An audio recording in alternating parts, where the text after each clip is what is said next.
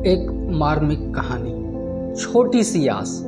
गांव की तंग गलियों में एक छोटी सी झोपड़ी में रहने वाली सुधा अपनी बूढ़ी माँ के साथ रहती थी। पिता का साया बचपन में ही उठ गया था और माँ ने जैसे तैसे मेहनत करके उसे पढ़ाया लिखाया। सुधा पढ़ाई में तेज थी और चाहती थी कि किसी सरकारी नौकरी में जाकर अपनी माँ के कष्टों का अंत कर सके, लेकिन गरीबी पीछा नहीं छोड़ रही थी।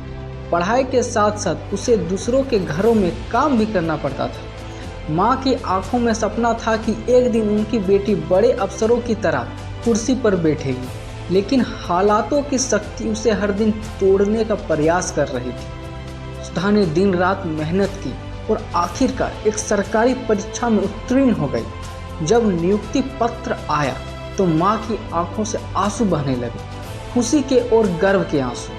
मगर नियति को कुछ और ही मंजूर था। उसी दिन जब सुधा नौकरी की पहली खुशी माँ से बांटने घर लौटी तो देखा माँ चिर निंदा में सो चुकी। माँ के बिना वह खुशी अधूरी थी। उसकी मेहनत का फल आया तो सही, लेकिन जिसे वह सबसे ज्यादा दिखाना चाहती थी वह अब इस दुनिया में नहीं थी।